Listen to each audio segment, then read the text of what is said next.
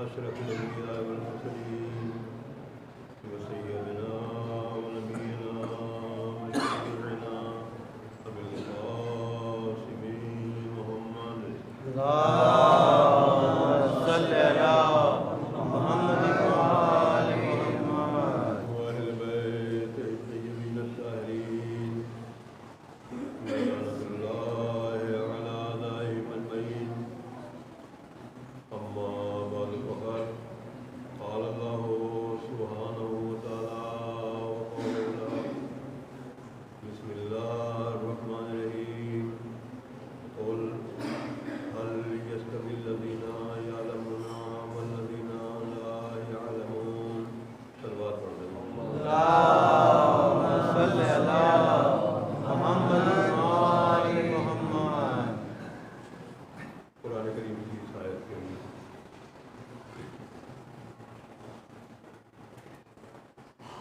ہمارے خالق اور ہمارے مالک نے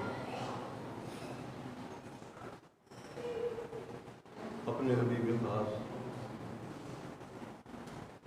حضرت احمد مصطفیٰ محمد مصطفیٰ صلی اللہ علیہ وسلم اللهم صل على محمد وآل محمد. یہ ارشاد فرمایا میرے حبیب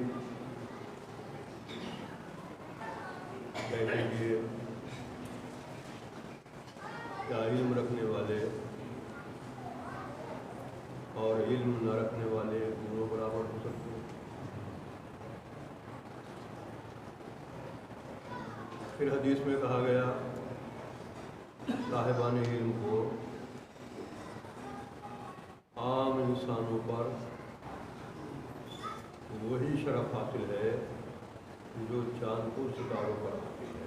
صلوات بھیج دے محمد والے محمد. اللهم صل على محمد وآل محمد. مولا کائنات نے فرمایا علم کی عظمت کو اس سے سمجھو، علم کی اہمیت کو، علم کی افادیت کو، علم کی عزت کو اس سے سمجھو.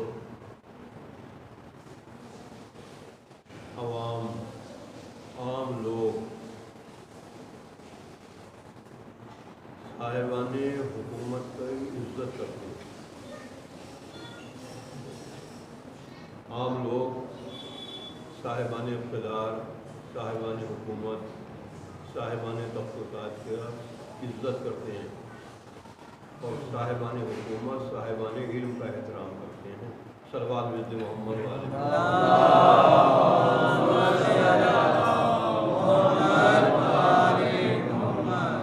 ایک چاہنے والا ایمان کی خدمت میں آیا، صادق آل محمد کی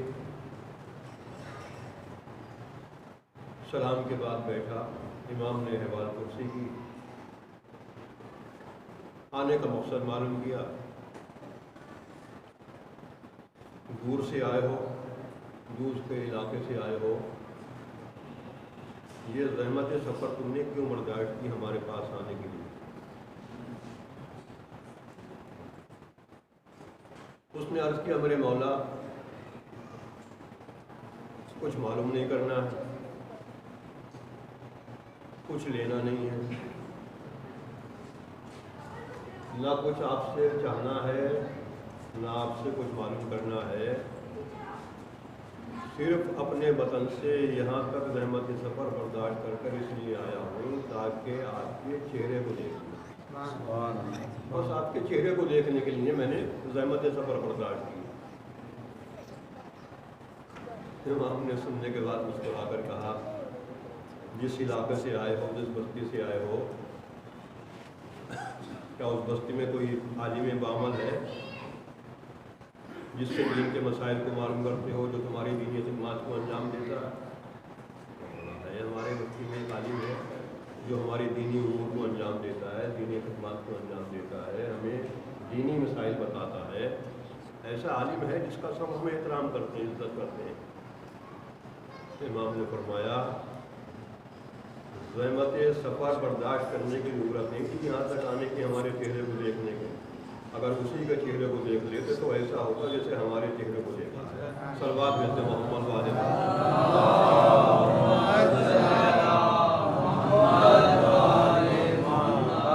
साहिबान इल्म की इज्जत, लेकिन साहिबान इल्म की भी जिम्मेदारी।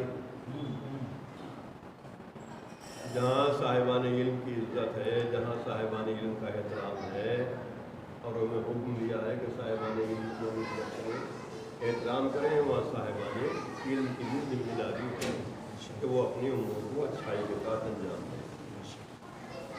रहबर इनकलाब आयतुल्लाह ख़ुमैनी ने जिहादी अकबर के अंदर लिखा है कि अगर किसी बस्ती को दीनदार देखो, उस बस्ती के रहने वाले दीन के उमूर पर अमल कर रहे हैं, दीनदार हैं, परहेज़गार हैं, अगर किसी बस्ती को देखो कि वहाँ दीदार दीन की पाबंदी करने वाले हैं, तो समझ लो वहाँ कोई साहिब इल्म रहा है। सल्लल्लाहु अलैहि मोहम्मद वाले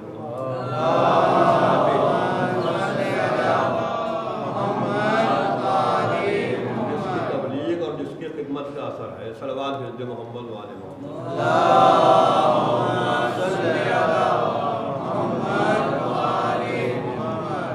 और बस यही इल्म की इज्जत और इल्म का एहतराम है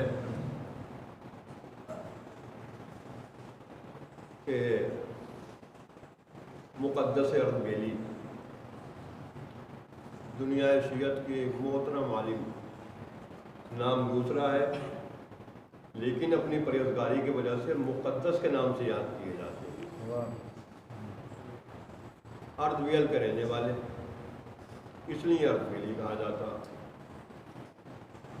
मुक़द्दस अर्ज़बेली ने किसी ज़रूरतमंद की सिफारिश के लिए बादशाह वक्त को खत लिखा। अपने गर्दो पेश के किसी ज़रूरतमंद के लिए, परेशान हाल की सिफारिश के लिए खत लिखा बादशाह वक्त को, इसकी मदद की जाए, इसकी तरफ तवज्जो की जाए। खत पहुंचा मुक़द्दस का, बादशाह वक्त को मालूम हुआ कि मुक़द्दस ने मेरे नाम नामा भेजा है, तो उसने तख्ते शाही पर बैठे बैठे खत को नहीं लिया, बल्कि खत के एहतराम में, खत की ताज़ीम में तख्त से उठा बादशाह, खत को लिया, आंखों से लगाया, इबारत खत को पढ़ा, फिर जिसकी सिफारिश के लिए मुक़द्दस ने खत लिखा था उसके उस काम को अंजाम देने के बाद, अपने दबीर को हुक्म देने के बाद, अपने वज़ीर ख़ास से कहा मुक़द्दस का ये खत हमारे शाही ख़जाने में महफूज कर दो। और ये देखो, इसलिए महफूज करो कि जब मेरा इंतकाल हो जाए, जब मेरी रूह परवाज़ कर जाए, जब मुझे मौत आ जाए, तो गुस्ल लिए जाने के बाद, कफन पहनाने के बाद, जब मेरी मैयत को कब्र में उतारा जाए, तो कब्र में उतारने से पहले मेरे सीने पर मुक़द्दस का खत लिख कर देना।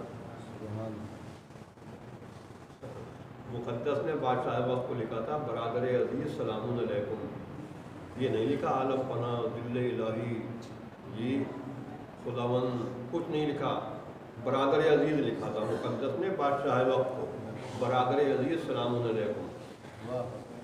इस खत को मेरे सीने पर रख देना, फिर मेरी मैयत को कब्र में उतारना। वज़ीर ने मालूम किया, शहंशाह ऐसा क्यों चाहते हैं? ऐसा इसलिए जा रहा हूँ कि जब दफन के बाद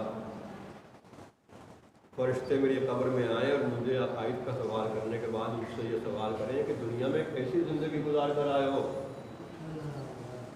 बादशाह वक्त कह रहा है कि जब फरिश्तों ने अकीदे का सवाल करने के बाद अगर मुझसे ये सवाल किया कैसी ज़िंदगी गुजारी है, कैसी हुकूमत की है, तो मैं कहूँगा मैं जवाब देना नहीं चाहता, मुक़द्दस के इस खत को देखो। अगर मैंने बुरी ज़िंदगी गुजारी होती तो मुक़द्दस जैसा आलिम मुझे कभी बरादर अजीज़ नहीं लिखता। सल्लल्लाहु अलैहि मोहम्मद वाले मुझे बरादर अजीज़ नहीं लिखता।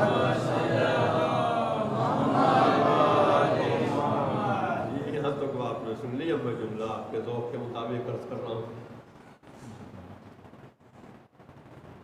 अगर कोई आलिम बाअमल किसी को अपना भाई बना लेता है, भाई लिख देता है, तो वो अपने को साहिब निजात समझने लगता। यही तो हुआ ना कि खत को मेरे सीने पर रख देना। अगर कोई आलिम बामल किसी को अपना भाई बना लेता है या भाई लिख देता है तो वो अपने को साहिब निजात समझने लगता है। ज़हन आप मेरे साथ हैं तो जुमला फिर दोहरा रहा हूँ नतीजा देने से पहले। अगर कोई आलिम बामल किसी को अपना भाई कह देता है तो वो अपने आप को साहिब निजात समझने लगता है।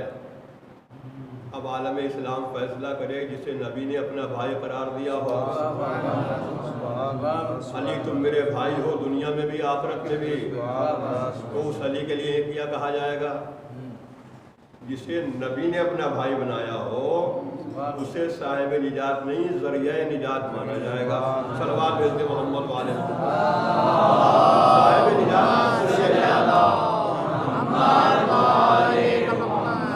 साहिब निजात नहीं ज़रिया निजात।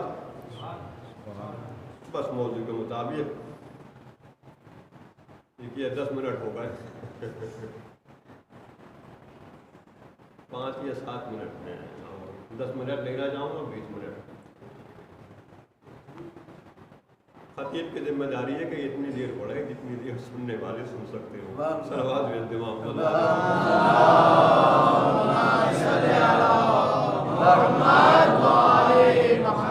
अगर ये मेरे 10 मिनट में ये भी बार लग रहे हो तो मैं और कम कर सकता हूँ। बस 10 मिनट नहीं ज़्यादा चाहता हूँ, 10 मिनट हो चुके। अली साहिब निजात नहीं, अली ज़रिया निजात। लेकिन इमाम की पूरी जिंदगी आप देख लें, इमाम ने अपनी किसी भी अमल के ऊपर किसी भी फजीलत के ऊपर फख्र नहीं फरमाया कि मैं ऐसा आबिद हूँ पूरी रात इबादत परवरदिगार में जाग कर गुजार देता हूँ।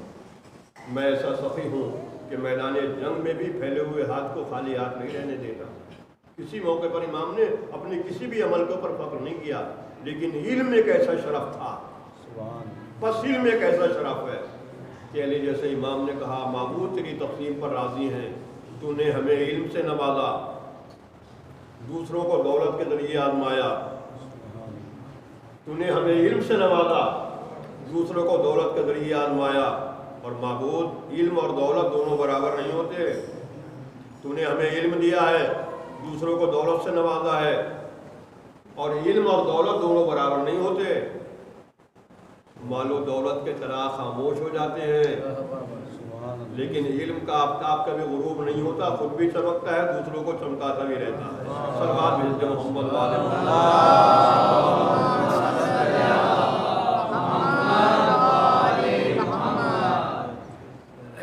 तो मालो दौलत के चराग़ खामोश हो जाते हैं या नहीं होते?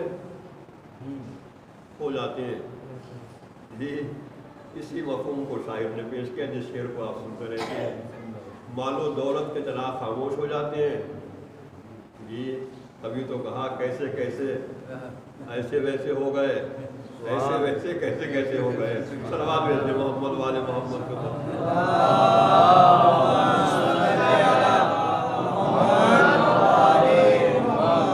और इसी को शायर बशीर अल्लामा इकबाल ने पेश किया अज़मत इल्म के बारे में। इल्म है मीरास आदम, इल्म है राज़े हयात, इल्म है मीरास आदम, इल्म है राज़े हयात। इल्म की ज़ौसे दरख्शा है ये पूरी कायनात। तो ये अज़मत इल्म पूरी ज़िंदगी इमाम की देख लें। और बस ये हमारा इमाम है जिसने मिंबर से ऐलान किया जो कुछ मालूम करना चाहते हो मालूम कर लो। जो गुजर चुका उसका इल्म भी मेरे पास है, जो होने वाला है उसका इल्म भी मेरे पास है। सलवात भेजते मोहम्मद वाले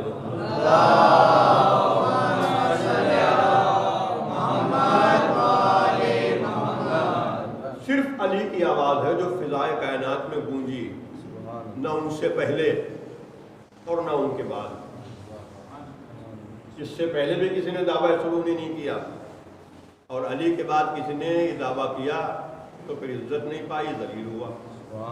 अगर दावा किया तो फिर इज्जत नहीं पाई बल्कि रुसवा हुआ, और मर्द के हाथों नहीं औरत के हाथों। सरकार भेजते मोहम्मद वाले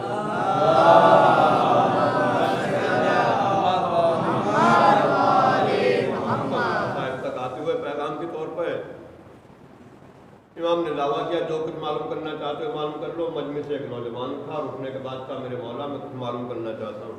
کہا معلوم کرو، کیا معلوم کرنا چاہتے ہو؟ کہا میرے مولا، میرے آقا، میرے امام، میرے سید یہ فرمائے وہ کون سی چیز ہے جو آگ سے زیادہ گرم ہے؟ توجہ کے ساتھ سوال بھی سن لیں اور توجہ کے ساتھ جواب بھی امام کے سماعت فرما لیں۔ نوجوان نے کہا میرے مولا، میرے آقا یہ بتائیں وہ کون سی چیز ہے جو آگ سے زیادہ گرم ہے؟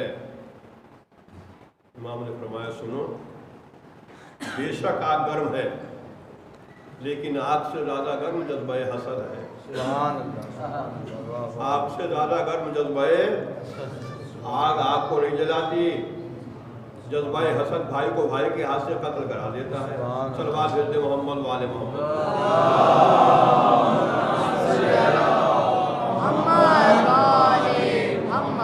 میرے آقا یہ تو آپ نے بتا دیا آگ سے زیادہ گرم جذبہ حسد ہے، لیکن اسی ذیل میں یہ اور سوال کرنا چاہتا ہوں، یہ اور بتا دیں کہ وہ کون سی چیز ہے جو برف سے زیادہ ٹھنڈی ہے؟ برف سے زیادہ سرد کون سی چیز ہے؟ امام نے کہا سنو، بے شک برف سرد ہے لیکن برف سے زیادہ سرد کسی کنجوس کے پاس اپنی ضرورت کو لے جانا۔ بے شک برف سرد ہے لیکن برف سے زیادہ سرد کسی بخیل کے پاس، کنجوس کے پاس اپنی ضرورت کو لے جانا۔ اس لیے کہ برف جو ہے گرمی پانے کے بعد پگھلنا شروع ہو جاتا ہے، لیکن کنجوس کے دل کے اوپر جو ہے مظلوم کے سوال کا کوئی اثر نہیں ہوتا۔ صلوات بھیج دے محمد والے محمد۔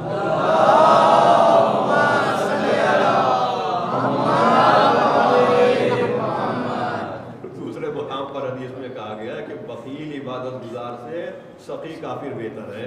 صلوات بھیج دے محمد والے محمد۔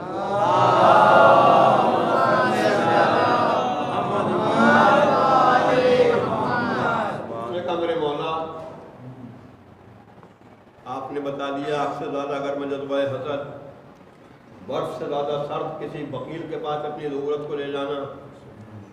میرے مولا یہ اور بتا دیں کہ وہ کون سا شربت ہے جو دنیا کے ہر شربت سے زیادہ سکون پہنچانے والا؟ دنیا کا وہ کون سا شربت ہے جو سب سے زیادہ انسان کو سکون پہنچانے والا؟ دیکھیے جواب سن لیجیے، وہ کہہ رہا میرے مولا دنیا کا کون سا شربت ہے جو سب سے زیادہ انسان کو سکون پہنچاتا ہے؟ امام نے فرمایا وہ شربت اپنے غصے کو روک لینا۔ جو ہر شربت سے زیادہ سکون پہنچاتا ہے، دنیا کا ہر ایک شربت قیمتی سے قیمتی شربت تھوڑی دیر سکون پہنچاتا ہے، لیکن اپنے غصے کو روک لینا ایسے خطروں کو ڈال دیتا ہے پوری زندگی سکون محسوس ہوتا ہے۔ صلوات بھیج دے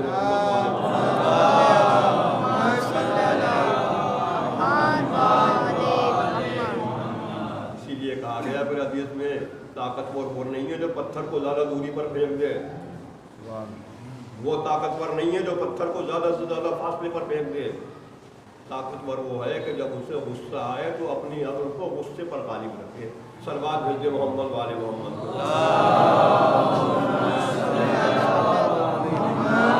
عقل جو ہے غصے پر غالب رہنا چاہیے، اس کا غصہ جو ہے عقل کے اوپر غالب۔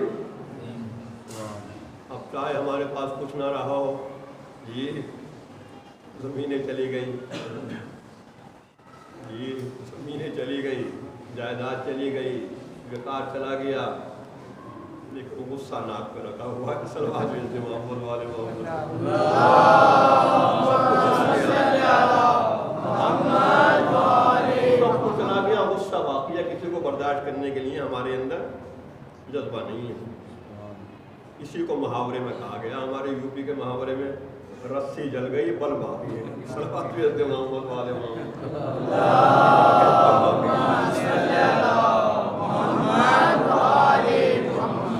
اس نے کہا میرے مولا میرا آخری سوال یہ ہے وہ کون سا لباس ہے جو ہر لباس سے زیادہ لائق قدر ہے؟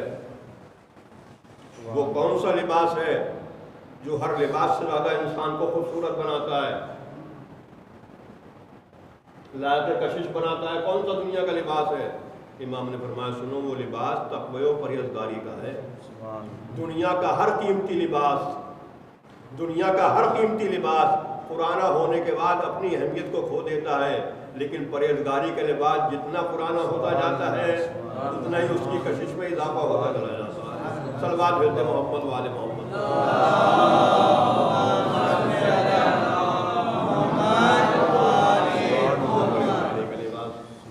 تو یہ عظمت علم ہے، اور عظمت علم کا اندازہ آپ عزیز و اس سے فرمانے میدان کربلا میں نبی کے نواسے نے اگر اپنی مدد کے لیے کسی کو خط لکھا، مدد کے لیے بلایا، تو کسی علاقے کے سرمایہ دار کو نہیں بلایا تھا، بلکہ حبیب ابن مظاہر کو خط بھیج کر بلایا، اور خط میں لکھا یہ خط ہے حسین ابن علی کا رجل فقیہ حبیب ابن مظاہر کی طرف۔ صاحب علم کو مدد کے لیے بلایا حسین ابن علی نے، حبیب نے عبارت خط کو پڑھا، والد کربلا ہوئے، حبیب کو آتے ہوئے انصار امام نے دیکھا، اور انصار حسین نے حبیب کو آتے ہوئے دیکھ کر نعرہ تکبیر بلند کیا، اللہ اکبر۔ امام کے انصار کے نعرے کی آواز خیموں میں نبی زادیوں نے سنی، اور شہزادے نے فوراً فضہ کو بلانے کے بعد کہا فضہ جا کر دیکھو کون میرے ماجائے کی وقت مصیبت میں مدد کے لیے آ گیا، کہ میرے ماجائے کے ناصر جس کے آنے پر نعرہ تکبیر بلند کر رہے ہیں۔ فضہ باہر آئیں، حالت کو جانا، جانے کے بعد کہا شہزادی آپ کے بھائی کی مدد کے لیے ان کے بچپن کے دوست حبیب آ گئے۔ بس حبیب کا نام سنا، اور ایک مرتبہ شہزادے نے کہا فضہ اگر حبیب میرے ماجائے کی مدد کے لیے آ گئے تھے بچپن کے دوست، تو حبیب کو میرا سلام بھی پہنچاؤ، اور حبیب سے کہو کہ فاطمہ زہرا کی بیٹی تمہارے آنے کا شکریہ ادا کرتی کہ وقت مصیبت میں کام آ گئے۔ فضہ نے جانے کے بعد کہا حبیب تمہیں مبارک ہو، علی کی بیٹی فاطمہ زہرا کی نور نظر تمہیں سلام بھی پہنچاتی ہے، شکریہ بھی ادا کرتی ہے۔ حبیب نے سر سے امامہ اتارا، کہا اے اولاد رسول پر یہ وقت مصیبت ہے، یہ غلاموں کے آنے پر شکریہ ادا کیا جا رہا ہے۔ میں کہوں گا حبیب شہزادی نے شکریہ اور سلام پہنچایا تھا کہ تم نے بڑا غم سمجھا اس کو، لیکن سید سجاد کا عالم دیکھو، جب انہی پھوپھیوں کو انہی ماں کو کوفہ و شام کے بازار میں سر بنہنا دیکھا ہوگا، تو سید سجاد کے غم کا عالم کیا ہوگا۔ ایک بار سورہ الحمد، 3 بار سورہ توحید کی تلاوت